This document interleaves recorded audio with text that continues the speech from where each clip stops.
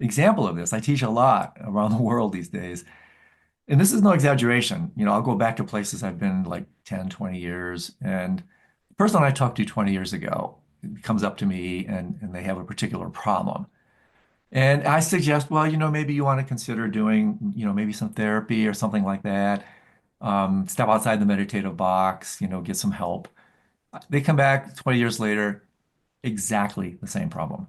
And I politely say, well, what have you done? Well, I went to my meditation instructor and they said, well, you need to meditate harder. You need to meditate more.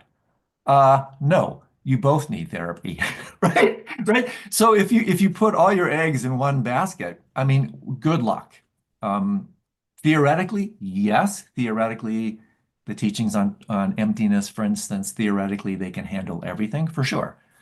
But in reality, it doesn't seem to work that way because of the power of habit, the power of Is that karma. just for, yeah, did you meet uh, beings, people in the East for whom the emptiness did fully work? Did they, or did you still feel like, I think like they could all have benefited from a little bit of therapy? And I know you have to put aside some humility to like even have that judgment, but um, Well, let me give you some examples. Again, I'm so cautious here. Who am I? Who am I to say this? But let me well, just you've give you, got, several decades of experience. You've seen both yeah, cultures, yeah. it's just your personal opinion, but Well, it's again, I want to be an careful. important one.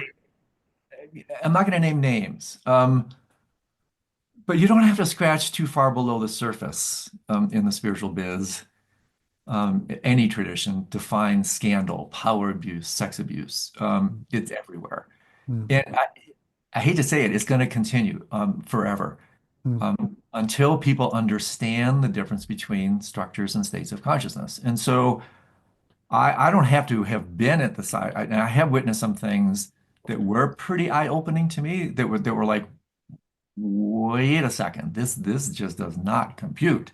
And I have to say, Amir, for the longest time, it put me into a little bit of a tailspin because I thought the spiritual path, the path of freedom, it's a dangerous word these days, could trump everything. It basically could supersede everything.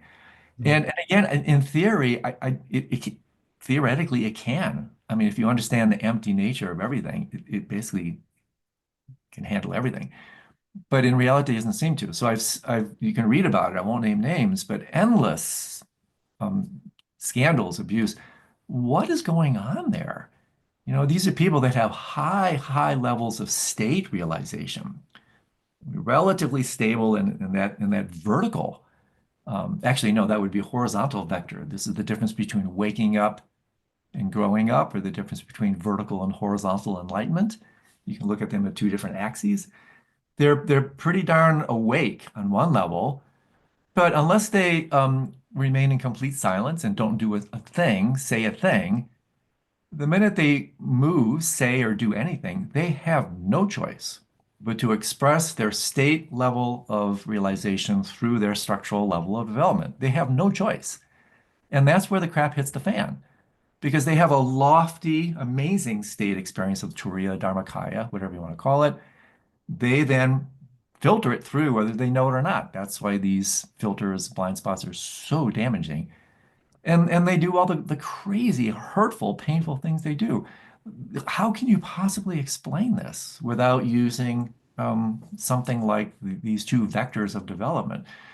And so this is one reason why I mentioned half an hour ago, while yes, spirituality is like my main thing. I mean, I've 30,000 hours of meditation, right?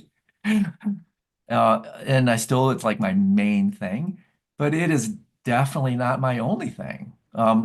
Now I'm working with things like IFS. We had some conversation behind the scenes about that. My dear mm, friend Dick Schwartz. mm. It's a brilliant way to bring blind spots into view. So yeah, I'll pause there.